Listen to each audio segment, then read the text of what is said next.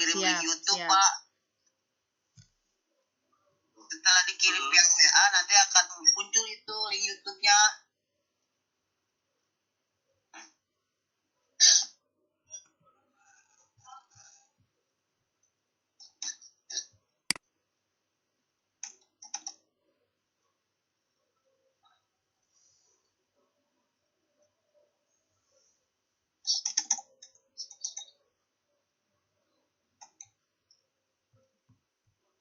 Ini kok nggak bisa ini sih?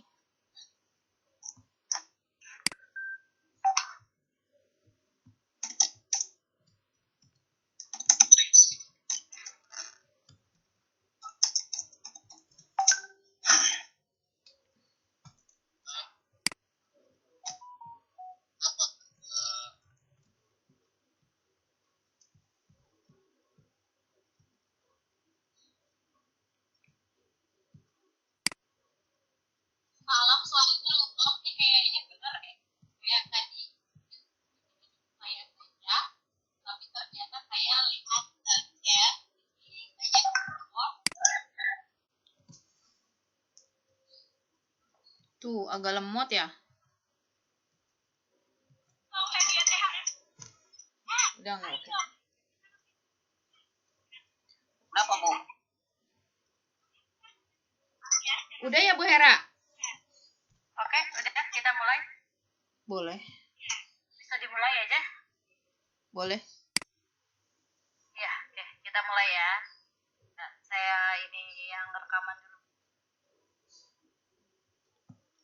Assalamualaikum warahmatullahi wabarakatuh. Waalaikumsalam Terima kasih Bapak Ibu warahmatullahi yang wabarakatuh. sudah hadir di kegiatan sesi 5.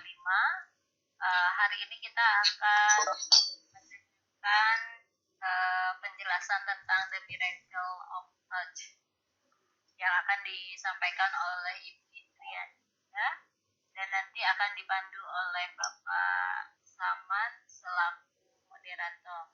Untuk mengefektifkan waktu, mari kita dengarkan sama-sama penjelasan dari Ibu ya, dan Bapak Saman mangga membuka kegiatan hari ini. Terima kasih.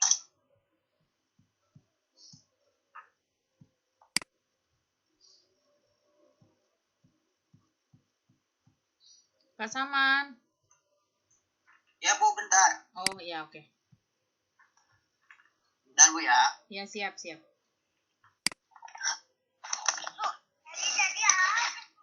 Assalamualaikum warahmatullahi wabarakatuh. Waalaikumsalam. Selamat siang Bapak Ibu guru hebat, yang dalam hari ini kita masih diberikan kesehatan dalam rangka mengisi kegiatan pemenuhan tugas PCT Batch 6 Jawa Barat. Saya sebagai moderator dalam kegiatan ini, moderator akan memperkenalkan diri. Pertama, saya Samanlia Sofyan dari SDN Ciberem Tanjung Sari sebagai moderator. Yang kedua, Ibu Indriani Diah SS dari SMAN 1 Cibunggulang sebagai presenter atau narasumber. Selanjutnya, Ibu Siti Hairani MPD dari SMAN 1 Rancabubur sebagai host. Baiklah, Bapak Ibu, mari kita buka acara ini dengan membacakan basmalah. Bismillahirrahmanirrahim. Materi yang akan disampaikan oleh Ibu Indriani Diah SS yaitu tentang The Miracle of Touch, Emotional Freedom Psikis atau EFT. Begitu kepada Ibu Indriani, saya persilakan. Oke, terima kasih Bapak Ibu guru hebat Jawa Barat. Bertemu lagi dengan saya di sesi kelima atau sesi terakhir di hari ini. Saya di sini akan memperkenalkan The Miracle of Touch Emotional Freedom Technique gitu ya. Sebelumnya perkenalkan, nama saya Indriani Diah, saya dari SMA Negeri 1 Cibung Bulang. Nah, kenapa saya angkat tema ini?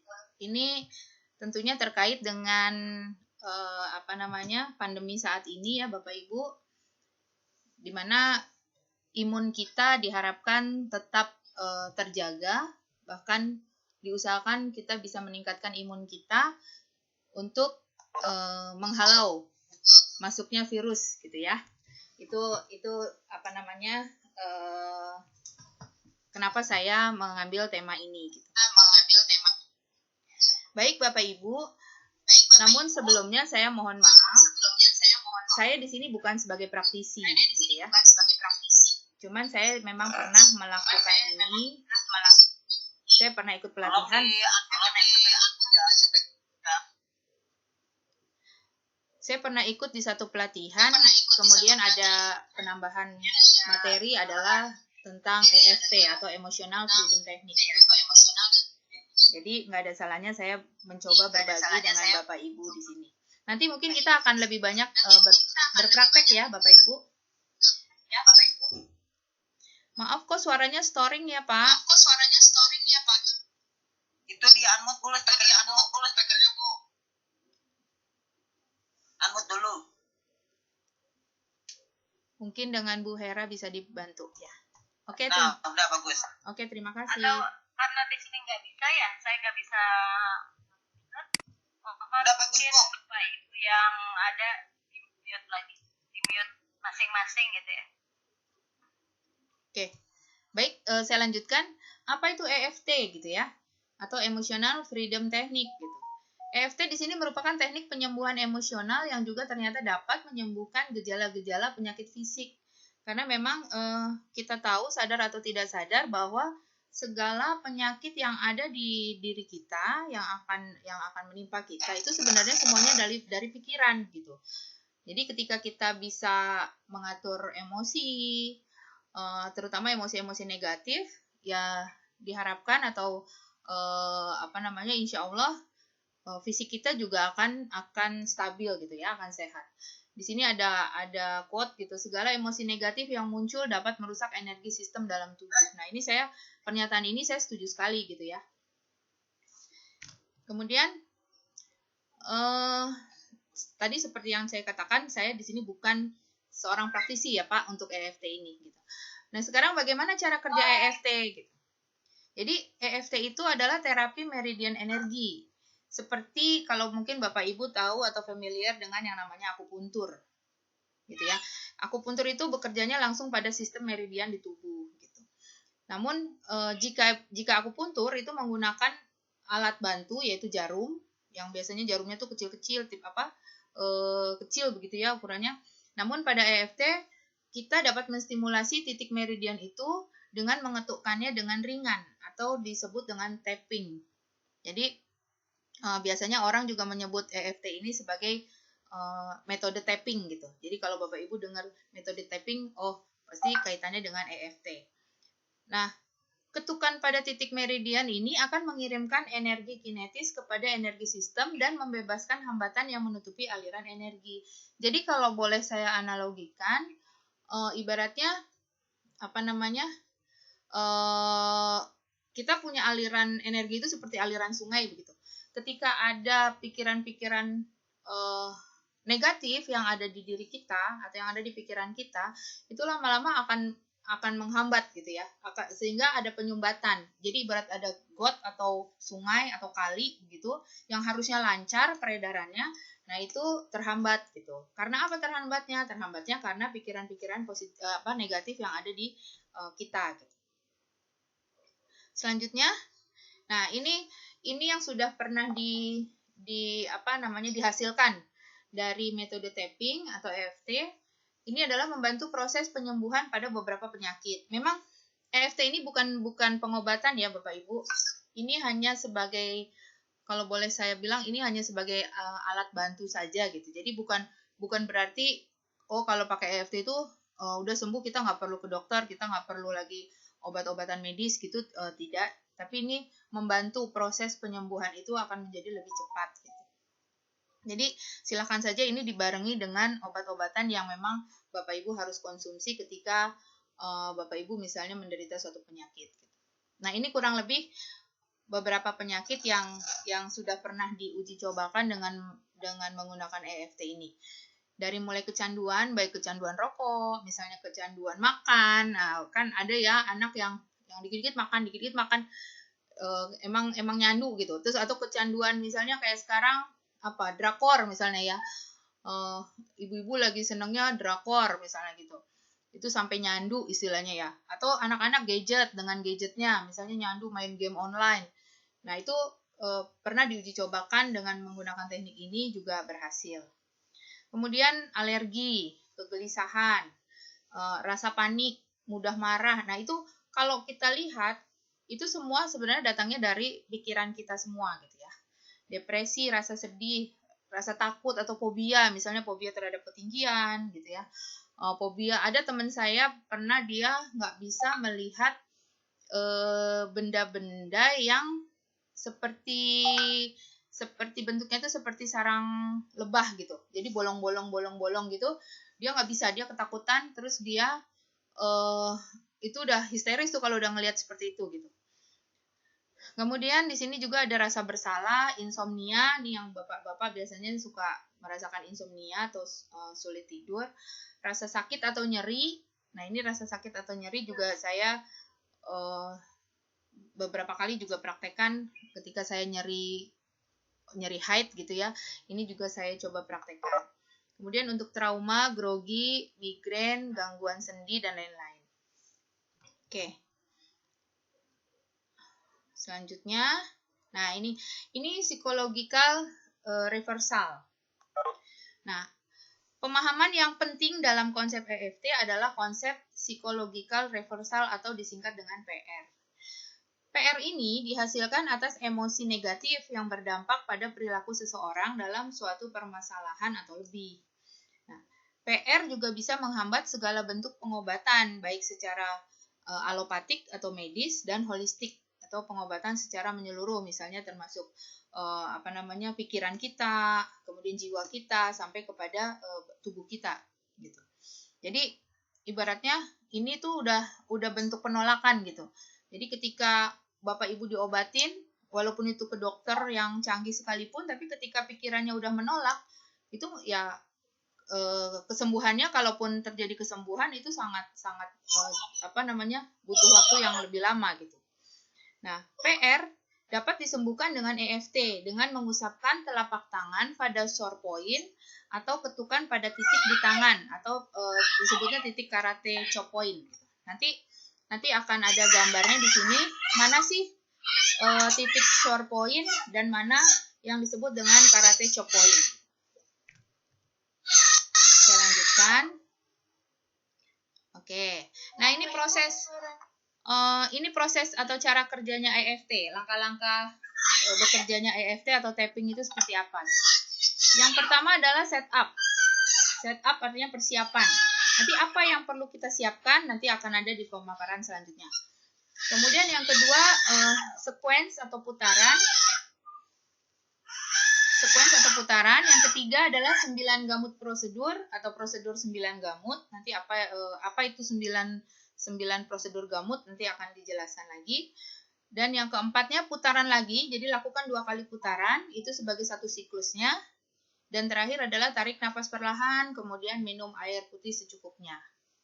Nah, ini kurang lebih proses atau langkah-langkah yang nanti sama-sama akan kita lakukan bersama Bapak Ibu yang tergabung di grup ini, di room ini. Nanti kita akan lakukan ini ya Bapak Ibu. Nanti bisa dilakukan sendiri setelah sesi ini berakhir. Oke. Nah, ini setup atau persiapan. Nah, apa yang harus kita siapkan gitu? Tentunya yang perlu kita persiapkan adalah karena semuanya itu berawalnya dari pikiran, maka silakan Bapak Ibu pikirkan apa yang menjadi permasalahan dari Bapak dan Ibu sekalian. Nah, kalau bisa justru diskalakan. Anggap skalanya itu 1 sampai 10. Jadi kira-kira permasalahan yang saat ini Bapak Ibu sedang alami ada di skala berapa?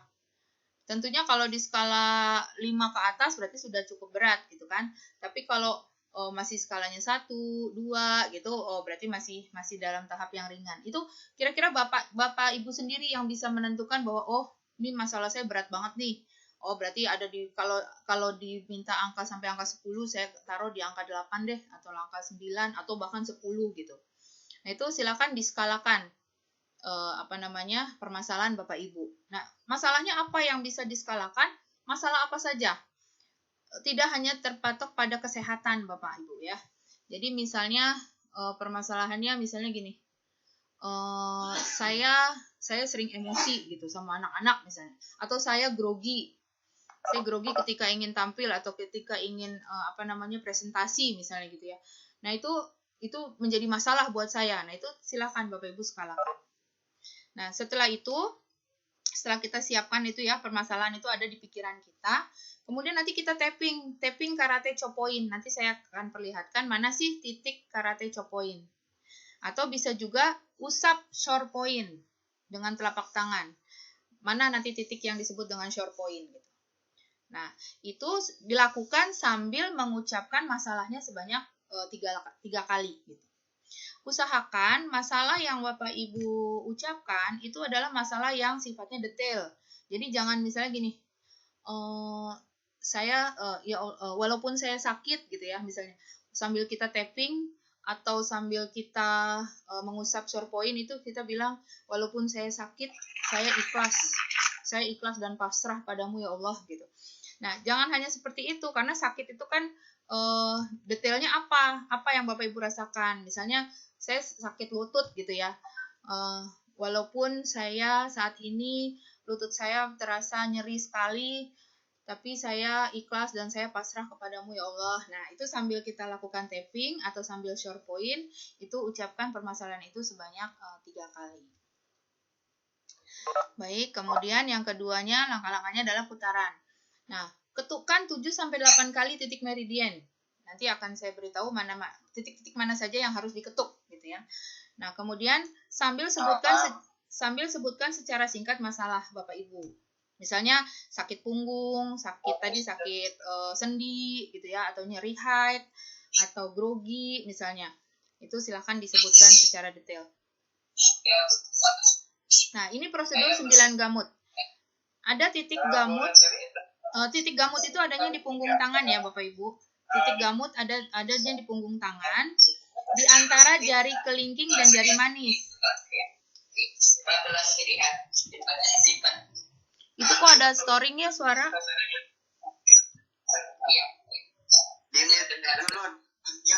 Punten. Saya yang pakai itu di host karena pertama saya kita tersalah itu lalu kacau itu. Kok ada story sih? Acak-acakan gitu kan hasilnya. Punten. Punten Bu Hera, ada suara-suara Bu Hera. Aku sama beberapa kali mengecek belum di-share itu. Coba sedikit. Iya, awalnya udah dicoba kok jadi Punten. begitu. Bu Hera, Pak Saman, punten. Mana ya ini? Moderator saya kok nggak ada. Moderator dan host saya kemana ini? Oke, Bapak Ibu ya, titik gamut itu adanya di punggung tangan, di antara jari kelingking dan jari manis. Itu kira-kira ada di situ titik gamut. Kita bisa lanjutkan ya Bapak Ibu.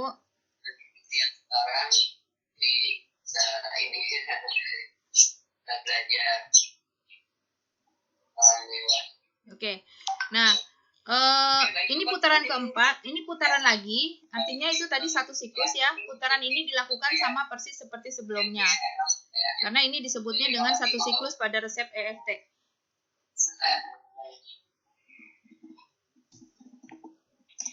Oke. Bapak Ibu, suara saya masih terdengar? Masih. Oke, masih. Oke. Nah, ini putaran lanjutan. Ini putaran lanjutan tentunya disesuaikan dengan kebutuhan. Jika diperlukan, lakukan lagi siklus tersebut dengan melakukan penyesuaian pada kalimat. Jadi, tadi yang saya bilang kalimatnya kalau bisa detail, jangan apa namanya terlalu luas gitu. Jadi bisa saja kita sebut walaupun saya masih memiliki sakitnya apa, nyeri misalnya. Walaupun saya masih memiliki nyeri haid, rasa nyeri haid, saya pasrah dan ikhlas padamu ya Allah gitu ya. Karena kita muslim, bisa kita sebutkan juga di akhir kalimat dengan ya Allah gitu. Nah, tadi yang saya bilang pada awal sesi EFT, ambil skala dari permasalahan Bapak dan Ibu, mulai dari skala 1 sampai 10. Nah, setelah melakukan ketukan satu siklus, kemudian diskalakan lagi. Jadi kalau sudah satu siklus nih, Bapak Ibu bisa pikirkan bahwa, aduh permasalahan saya sudah berkurang belum ya, gitu. Dari yang perasaan kita tadi skalanya adalah 10 misalnya, sekarang ini udah berkurang belum ya? Kalau belum berkurang, lakukan lagi, gitu. Lakukan satu siklus lagi, lakukan lagi, gitu. Nah, kemudian, nah ini kita mulai melakukan tapping ya Bapak Ibu. Jadi mana yang disebut dengan karate chop point itu di situ ada gambar tangan Bapak Ibu terlihat. Slide saya terlihat ya. Oke, ada gambar tangan di sini. Jadi seperti orang mau karate, di situ ada titik. Itu disebut dengan karate chop point. Kemudian di bagian kalau di kita nih di ujung leher kita kan ada tulang apa ya ini namanya? Yang dekat kalung, kalau posisinya kurang lebih dekat kalung gitu. Nah, itu ada titik di situ disebut dengan shore point. Jadi pada saat kita tadi awal melakukan tapping pada karate chop point atau mengusap pada dada kita, dada bagian atas ya, itu shore point. Nah, itu adalah langkah awal kita. Sambil kita memikirkan skala berapa permasalahan yang sedang saya hadapi gitu. Oke. Nah, kemudian kita lanjut ke teknik dasar. Persiapannya adalah ulangi kalimat persiapan Bapak Ibu 3 kali. Sambil kita mengetukkan. Mengetukannya bagaimana? Bapak Ibu bisa melakukan ketukannya dengan 2 jari, yaitu jari telunjuk dan jari tengah. Gitu. Boleh nggak kalau 3 jari atau 4 jari? Kita pakai ketukannya tuh pakai 4 jari misalnya ya, kita ketuk-ketukinnya pakai 4 jari. Boleh. Berarti itu menambah luas bagian yang kita ketuk gitu, boleh. Jadi bisa dengan 2 jari atau bisa dengan 4 jari. Nah, sambil kita sebutkan ya Pak, Bapak Ibu masalahnya. Misalnya kayak tadi, walaupun saya masih mengalami nyeri sendi, saya pasrah, saya ikhlas kepadamu ya Allah, sambil diketuk-ketuk begitu. Nah, kemudian kita lakukan itu putaran ya Bapak Ibu selama tapping selama 7-8 kali pada titik di bawah ini dengan mengucapkan kembali permasalahan. Titik-titik mana saja yang bisa kita tapping? Kalau tadi di awal kita dengan karate chop point dan shore point, sekarang titik-titik mana saja yang bisa kita tapping? Nah, yang pertama adalah titik pada ujung alis mata. Jadi kalau kita ada alisnya nih, mata kita ada alisnya di ujungnya, di ujung yang bagian dalam ya Bapak Ibu, bukan yang di luar, bukan yang di dekat telinga, yang di dekat kening, tapi yang di dalam itu bisa diketuk-ketuk. Boleh dengan 2 jari atau 4 jari tadi ya. Itu yang pertama. Kemudian yang kedua, di bagian tulang di samping mata. Jadi di ujung alis yang bagian luar. Itu juga bisa diketuk. Kemudian di bawah tulang di bawah mata. Tulang di bawah mata itu juga bisa diketuk. Kemudian antara hidung dengan bibir atas. Jadi kalau bapak-bapak pas di kumis deh gitu ya, pas di kumis tuh. Itu bisa diketuk. Kemudian selanjutnya adalah titik pada dada, pada tulang dada. Jadi yang tadi yang saya bilang di dekat kalung, di bagian kalung ya, kalau ibu-ibu pakai kalung tuh kurang lebih di situ. Dan yang terakhir adalah 4 inci dari ketiak. Jadi sejajar dengan, kalau bapak-bapak sejajar dengan puting laki-laki, kalau ibu-ibu mungkin sejajarnya dengan garis underwear-nya ya. BH-nya gitu ya, maaf. Kemudian selanjutnya adalah lakukan ketukan 7-8 kali juga pada titik-titik yang ada di bagian tangan. Mana saja? Ini Bapak Ibu, kalau ini saya sedang membuka jari tangan kiri saya. Bapak Ibu silakan sama-sama kita buka tangan kiri kita, telapaknya menghadap ke atas. Nah, itu titik yang pertama adalah titik di bagian ibu jari. Titik di bagian ibu jari tapi di bagian luar. Jadi kalau kita sekarang telapak tangan kita menghadap ke atas, itu berarti titik-titiknya ada di ibu jarinya di bagian paling kiri gitu ya, di bagian paling luar. Itu titik yang pertama. Kemudian di dekat kuku ya Bapak Ibu. Kemudian yang kedua adalah pada jari telunjuk juga sama. Di di bagian dekat kuku juga. Gitu. Mudah-mudahan ini gambarnya terlihat ya oleh Bapak Ibu. Kemudian yang ketiga pada jari tengah sama juga di sebelah kuku. Jadi posisinya sebenarnya semuanya sama, kurang lebih di ruas yang pertama Bapak Ibu. Di ruas jari kita yang pertama itu kurang lebih titiknya ada di situ. Sama, baik di ibu jari, telunjuk, jari tengah, dan kelingking. Gitu. Jadi jari manis tidak. Jadi hanya ibu jari, telunjuk, jari tengah, kelingking, dan tadi karate chop point. Nah, kemudian yang tadi saya sebut dengan gamut, titik gamut adanya di punggung tangan. Jadi kalau telapak tangan kita balik, itu adanya di punggung tangan di antara kelingking dengan jari manis. Itu adalah yang disebut dengan titik gamut. Oke. Selanjutnya ada 9 titik gamut Bapak Ibu. Ada 9 pada saat kita ketuk gitu ya. Kita ketuk titik gamut kita itu. Bapak Ibu silakan sambil membuka mata. Matanya dibuka tapi kita ketuk selama sebanyak 7 sampai 8 kali. Sambil tentunya kita mengucapkan permasalahannya itu tadi gitu. Jadi mata sambil dibuka. Kemudian yang kedua, ketuk lagi tapi kondisi mata dalam keadaan terpejam atau tertutup. Yang ketiga, ini diketuk juga tapi bola mata kita lirikkan ke kanan. Ke kanan bawah, kita liriknya ke kanan bawah gitu ya. Itu diketuk juga. Kemudian yang keempat, kebalikannya. Bola mata kita melihatnya atau meliriknya ke kiri bawah.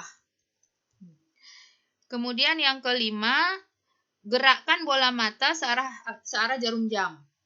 Sambil itu terus diketukkan, sambil Bapak Ibu terus mengucapkan permasalahan yang tadi. Kemudian yang keenam, kebalikannya, gerakan bola mata Bapak Ibu memutar berlawanan arah jarum jam. Mobile JKN apa ini? Oke. Kemudian itu yang keenam, ada 9 ya Bapak Ibu. Yang ketujuh, Bapak Ibu bisa sambil bersenandung. Bersenandungnya jangan satu album, Bu. Pak. Jangan satu lagu juga. Cukup 5 not lagu. Di sini saya berikan contohnya adalah lagu Jagalah Hati. Jagalah Hati itu kalau nggak salah 5 ketukan tuh. Jagalah hati. Nah, itu sambil diketuk-ketuk Bapak Ibu ya. Nah, kemudian Bapak Ibu bisa menghitung dalam hati dari angka 1 sampai 5. Sambil terus titik gamutnya diketuk.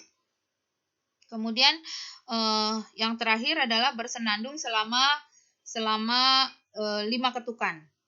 Jadi bersenandung selama 5 ketukan. Nah, oke. Nah, itu ulangi Bu, Bapak Ibu, putaran yang tadi itu. Jadi setelah Bapak Ibu sudah melakukan tapping tadi dari mulai usap dulu karate chopnya, kemudian usap shore pointnya gitu ya. Kemudian dari mulai alis, kemudian bagian samping mata, bawah hidung, kemudian di bagian dada, di dekat ketiak, di jari-jari gitu ya, sampai yang tadi Bapak Ibu matanya kebuka, ketutup, lirik kanan, lirik kiri, bola matanya diputerin ke searah jarum jam, kebalikannya, bersenandung gitu-gitu, itu disebut dengan satu siklus. Nah, setelah itu Bapak Ibu bisa rasakan bagaimana kira-kira skala permasalahan dari Bapak Ibu yang dialami itu sudah mulai menurun atau belum gitu. Nah, jika belum, nanti ulangi lagi, satu siklus lagi begitu.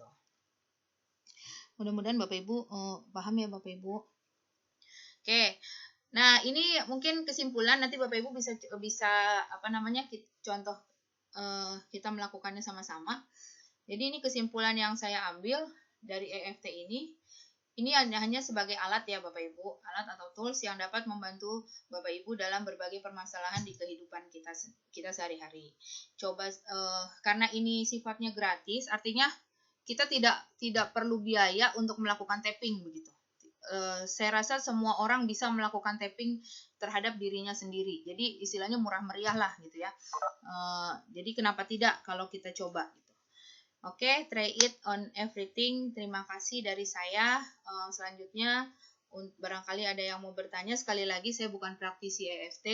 Jadi kalau misalnya nanti ternyata Bapak Ibu setelah melakukan tapping beberapa kali masih belum berkurang juga, ya tentunya saya menyarankan Bapak Ibu bisa menghubungi praktisi EFT gitu. Karena kalau untuk praktisi EFT mereka sudah tidak lagi menjalankan langkah-langkah yang seperti tadi. Mereka sudah dengan singkat sudah bisa membantu permasalahan Bapak Ibu gitu. Tapi kalau saya di sini karena pemula, jadi poin-poin yang dari awal sampai akhir memang saya sampaikan.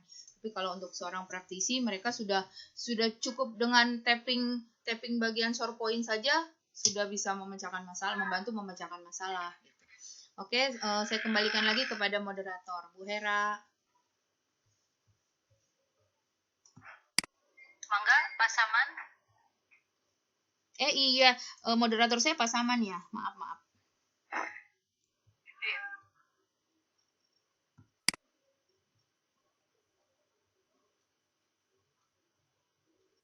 Pak Saman di unmute dulu, kayaknya suaranya nggak keluar ya. Keluar ya? Iya, udah. Oke. Baiklah, Bapak Ibu guru hebat. Silakan untuk sharing atau bertanya kepada narasumber kami. Aduh, ini saya baru kelihatan. Tadi saya nggak ada di situ. Ya sudah, tidak apa-apa. Iya, ada, Bu. Iya, terlambat ini datangnya. Nggak apa-apa. Nggak apa-apa. Silakan Bapak Ibu guru hebat. Barangkali ada yang mau ditanya atau Bapak Ibu kita kita coba tapping. Boleh Bu, boleh.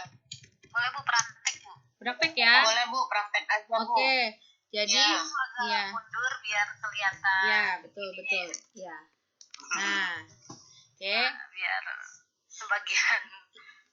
Ini ya Bu, Bapak Ibu, ini adalah karate chopoin ya, bagian ini. Kita bisa lakukan dengan 2 jari atau dengan 4 jari. Kita ketuk. Ini. Ketuk tentunya. Belum kelihatan, Indri. Hah? Belum kelihatan. Di saya kelihatan, Pak. Kelihatan, Pak. Saya kelihatan. Mungkin terlalu jauh Pak Dian ya dari saya. Bapak kan di pemijahan. Jadi ini kita ketuk, kita sambil mengucapkan beberapa permasalahan Bapak Ibu ya. Bapak Ibu sekarang punya permasalahan, kira-kira diskalakan berapa?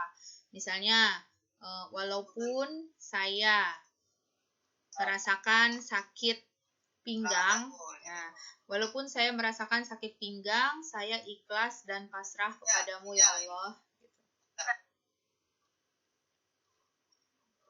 Terlihat Pak Dian? Belum Bu, belum tampak. Oh masa? Belum kelihatan? Belum, yang kelihatan lagi loading aja layarnya. Oh iya, sinyalnya mungkin ya. Sinyal, kalau saya terlihat Bu. Oh, berarti sinyal saya nih. Oh iya. Suaranya nggak ada, Saya terlihat. Iya. Nah, jadi ini dilakukan ya Bapak Ibu, ketuk selama 7-8 kali ketukan.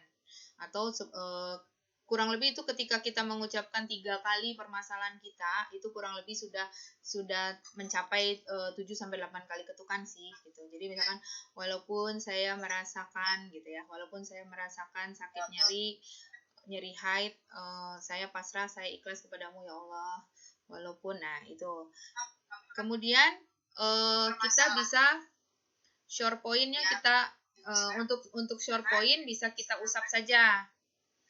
Kita usap dulu. Suara saya storing.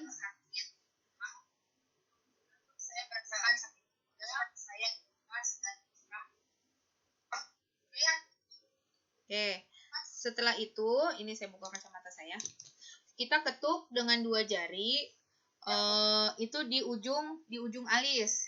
Iya, sinyalnya kurang bagus. Ya, di ujung, nggak apa-apa deh, yang penting kedengeran suaranya ya Pak.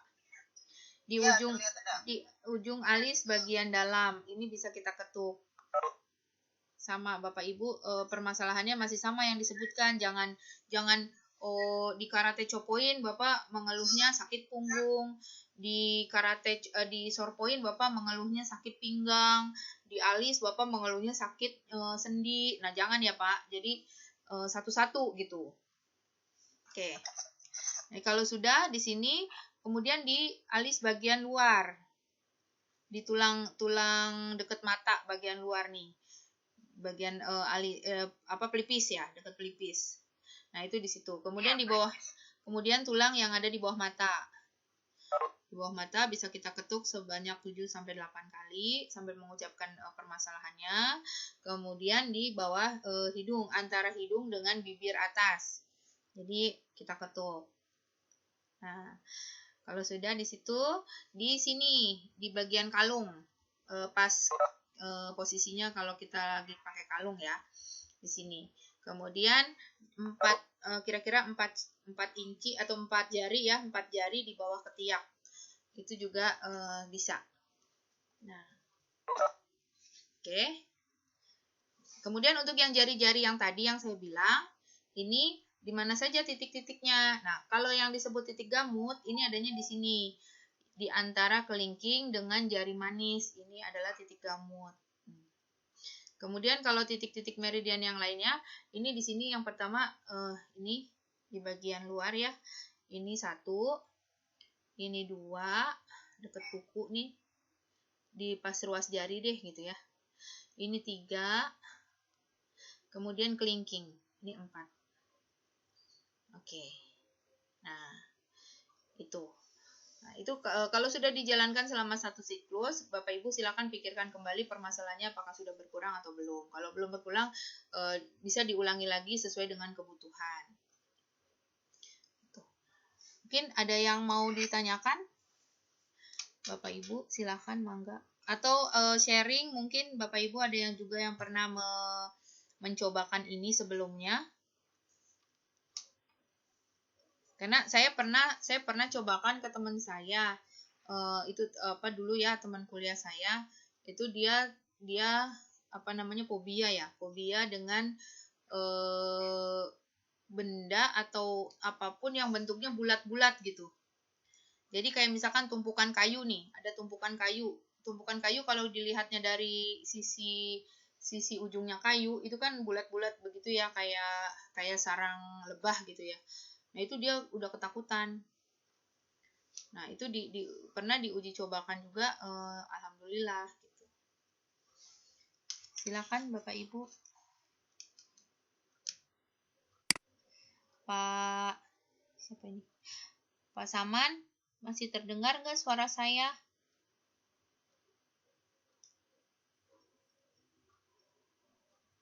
Halo, Pak Saman. Saman nggak ini ya? Oh, nggak itu ya. Tadi kayaknya saya ngelihat teman saya masuk nih dari sekolah saya nih, teman saya, tapi kayaknya udah terpental deh. Ibu Rifka Ninda, terima kasih ya Teteh. Saya pasang di status WA jadinya ada yang komen terus mereka coba masuk.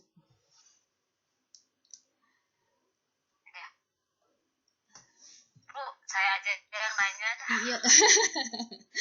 Ayo Bu Hera, kita sharing-sharing aja Bu Hera.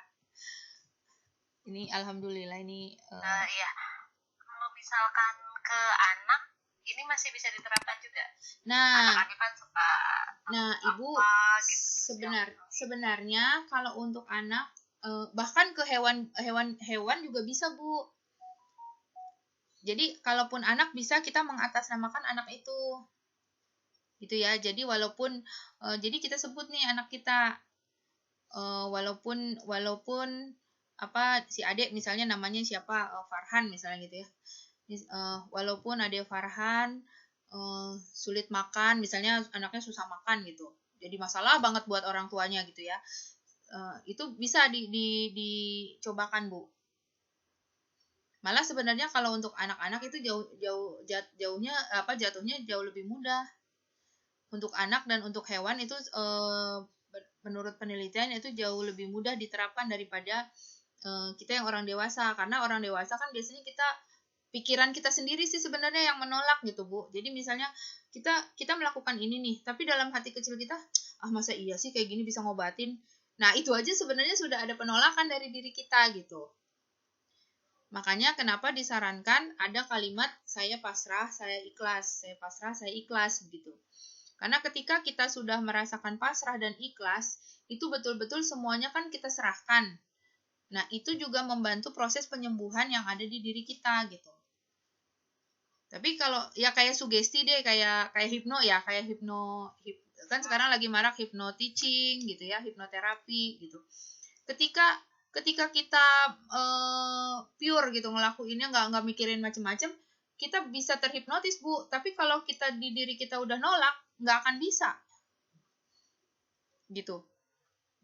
Saya pernah ikut pelatihan hipno teaching ya. Kita dicobakan, kita suruh merem orangnya pematerinya tuh ngebimbing kita benar-benar harus fokus dengerin suara dia gitu. Ketika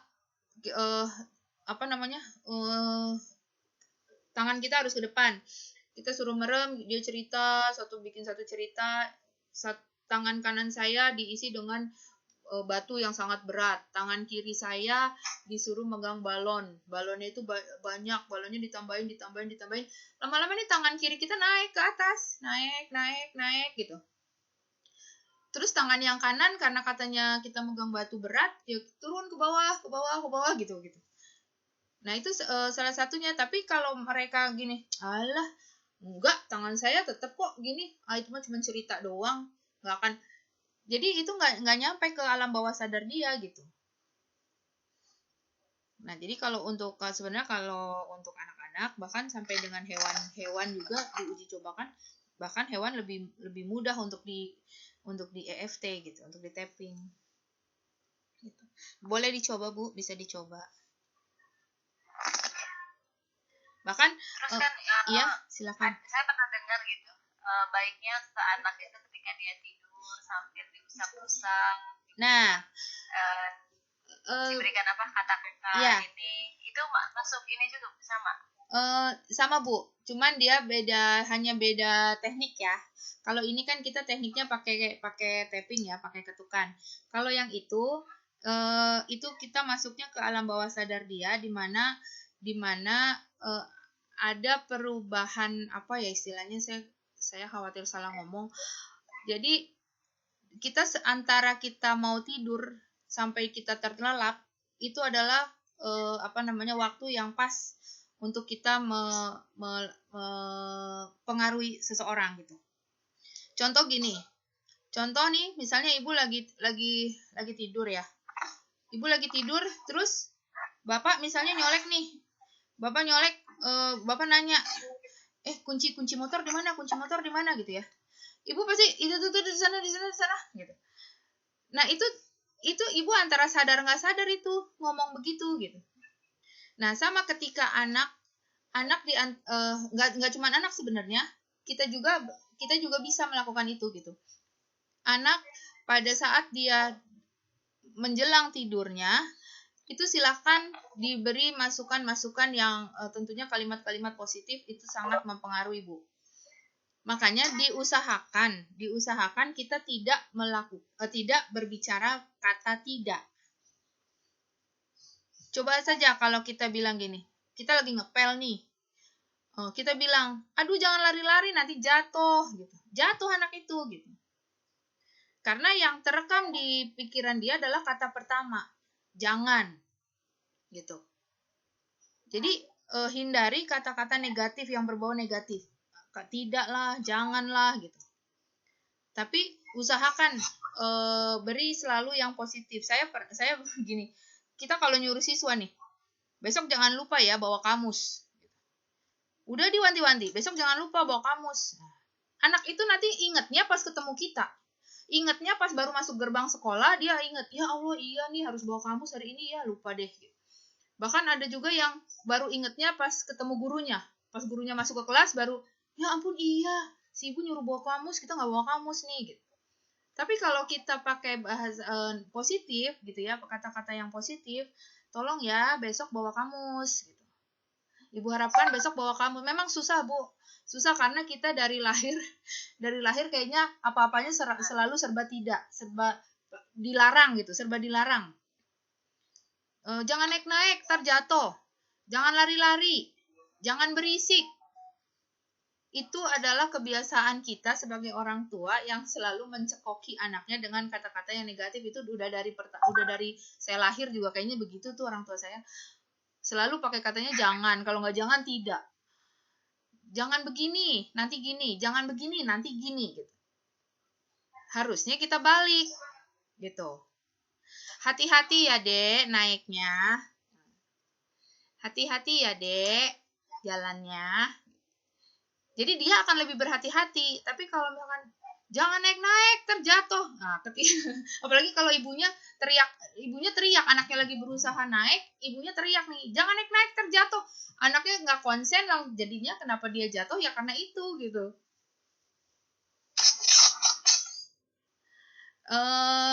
Kemudian ini mungkin pengalaman ya Bu. Ini pengalaman yang pernah saya jalankan, cuma sekarang saya males gitu. Saya dulu pernah zaman-zamannya selesai kuliah lah ya, udah bekerja gitu. Jadi saya selalu menyediakan kertas dan pensil di samping tempat tidur saya. Apa yang saya lakukan, walaupun saya mau tidur nih, lampu dalam keadaan mati, nggak apa-apa. Ketika saya sudah mulai ngantuk, saya tuliskan keinginan saya, Bu. Apa yang menjadi keinginan saya tulis. Tapi nulisnya fokus, hanya satu keinginan. Jangan nulisnya macam-macam, jangan banyak gitu kan, keinginan kita banyak nih, jangan semuanya. Jadi satu saja, misalnya gini. Dan harus detail gitu. Sebisa mungkin detail gitu. Misalnya saya pengen handphone Samsung gitu ya. Serinya seri A10 misalnya. Saya tulis saya pengen Samsung A10. Saya pengen Samsung A10. Kita nggak usah pedulikan tulisan kita terbaca atau tidak. Belepotan apa enggak tuh hurufnya. Itu kita tulis terus sampai kita tertidur. Jadi kita mulai ngantuk-ngantuk nih, kita udah pegang pulpen sama pegang kertas. Nah, kalau pulpen takutnya kena spraynya kotor ya, jadi pensil. Masalah nanti pagi-pagi kita lihat tuh tulisan kita nggak kebaca banget nih gitu. Itu biarin aja. Itu luar biasa, Bu. Saya sampai gini, saya pernah karena ini diajarin sama teman saya sampai gini, beneran ya, tercapai loh semua, saya gituin. Karena waktu itu saya pengen punya laptop, alhamdulillah gitu. Dan itu benar-benar itu di luar dugaan saya ya Bu, di luar dugaan saya kenapa bisa jadi punya laptop nih gitu, padahal ya duit nggak ada gitu kan istilahnya ya. Tapi entah itu energinya datang ya, semuanya sih kembali lagi ya, rezeki itu Allah gitu kan. Cuman kok ya alhamdulillah tiba-tiba yang kakak saya ngebeliin laptop gitu. Terus saya waktu itu pernah pengen punya kamera gitu ya, saya pengen punya kamera. Tiba-tiba orang tua saya pas saya ulang tahun, kamu senang foto-foto nggak? Kalau senang foto-foto nih ada kamera mau nggak? Kalau saya terus terang aja saya nggak senang foto-foto, saya senangnya di foto, saya bilang gitu kan. Ya ibu udah beliin kamera nih buat kamu katanya. Ya udah ya alhamdulillah. Itu luar biasa Bu. Cuman kalau sekarang saya nggak pernah lagi pada saat saya ngantuk tidur aja gitu, nggak pernah lagi nulis. Jadi ya itu pengalaman sih, ya mudah-mudahan kalau mau dicoba mangga boleh, karena itu juga gratis. Nulis juga nggak berat, nulis pada saat kita ngantuk-ngantuk mau tidur juga saya rasa nggak berat gitu ya. Tuh. Sama lah mungkin ya seperti layaknya kita katanya gini, kalau kita pengen sesuatu zikirin aja gitu.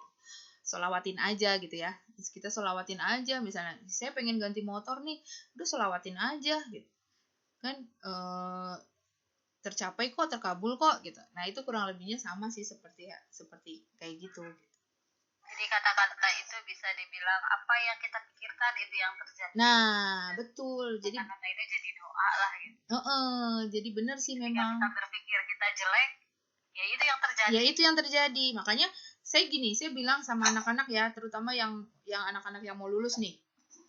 Saya bilang gini, kebiasaan kita adalah kalau ditanya orang tua, misalnya kan besok udah mau ujian nasional nih, gimana kesiapan kamu gitu kan? Ih nggak tahu deh, takut nggak lulus atau takut nggak naik kelas gimana ya? Nah jangan pakai kata begitu, karena nanti ke suatu saat dia emang nggak naik kelas atau dia nggak lulus ya itu karena memang ucapan dia gitu. Tapi ketika insya Allah saya lulus kok, udah siap kok saya, walaupun mungkin kesiapannya masih sekian persen, tapi ketika dia mengatakan oh ujian nasional saya udah siap kok. Nah, dengan dia mengatakan itu ada energi positif yang ada di diri dia yang mengakibatkan dia lebih belajarnya lebih nambah lagi dari sebelumnya. Gitu. Tapi kalau gimana udah bentar lagi ujian loh, udah siap belum? Nggak tahu kayaknya susah ya.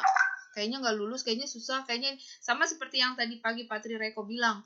Patri Reko ngajar di SMA, ditanya anak-anaknya, siswa barunya ditanya bagaimana pelajaran kimia, susah Pak? Lah, kok bisa tahu susah dari mana? Kata kakak kelas Pak.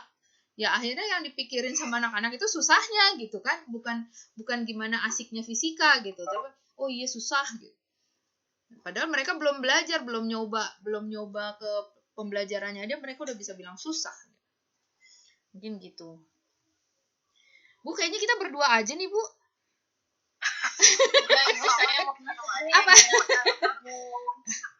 Hera dengan Bu Indri. Iya. Assalamualaikum. Waalaikumsalam. Siapa yang sharingnya? Oh, Bu Tuni. Bermanfaat. Iya. Iya, Bu Tuni. Ya, terima kasih sharingnya. Bu, saya mau tanya nih, berarti tadi yang Bu Hera bilang itu apa, buat ke anak juga bisa. Iya. Berarti kita juga misalkan punya saudara yang jauh nggak ketemu lagi sakit, itu bisa tappingnya ke kita, tapi kita sebutin namanya gitu bisa ya Bu ya?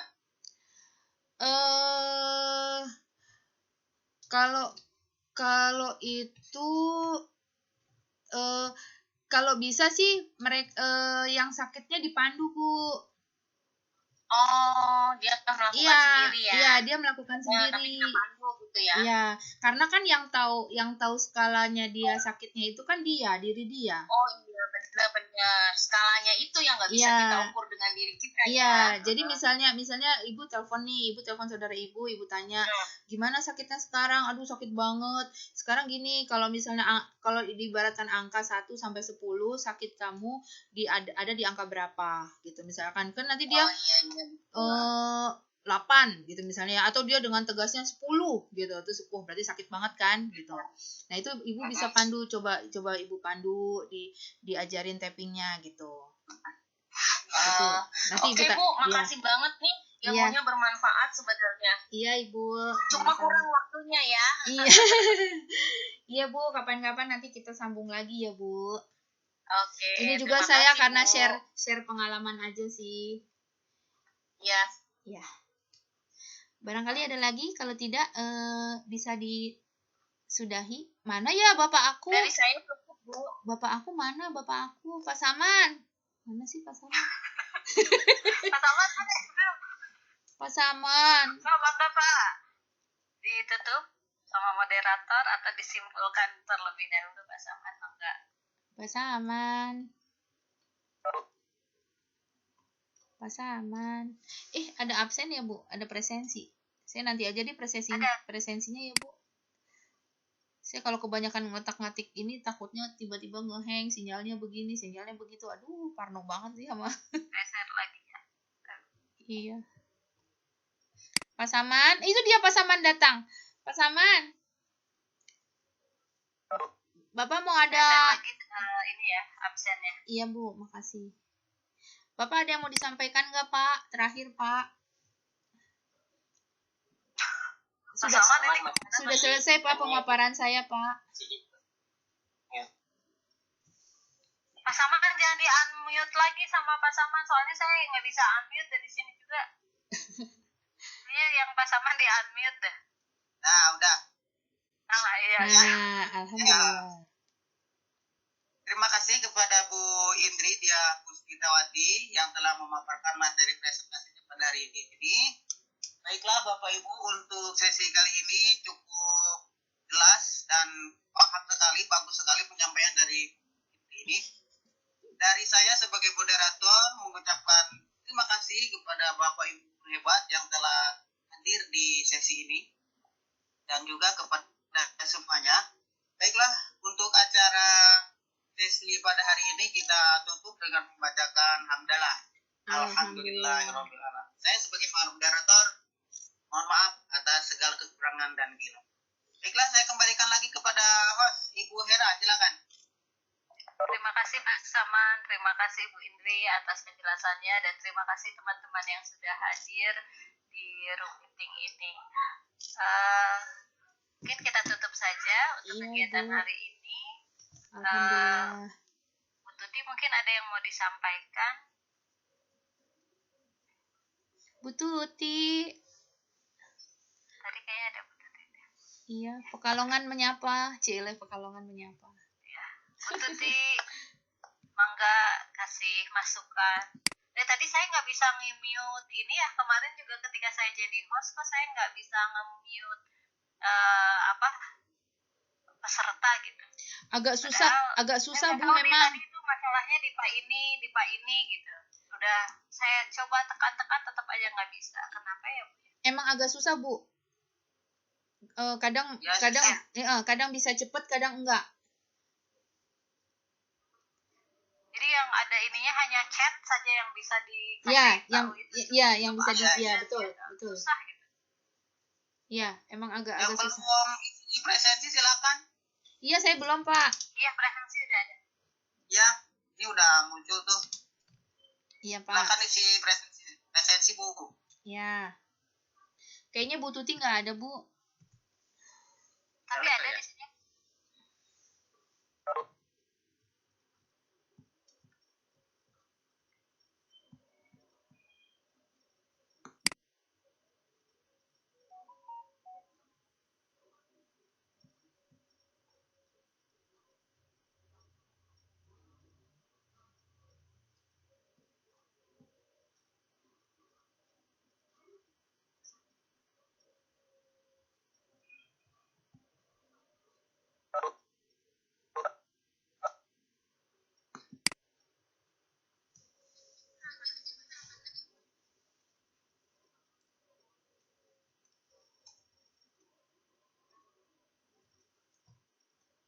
Sudah, atau kita tutup saja link ini? Iya, nggak apa-apa Bu, tutup aja Bu.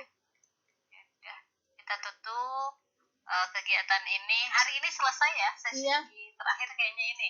Iya Bu, betul. Ya, dan kita ketemu lagi besok di kegiatan yang sama. Ya. Assalamualaikum. Waalaikumsalam warahmatullahi wabarakatuh. Waalaikumsalam warahmatullahi wabarakatuh. Ya.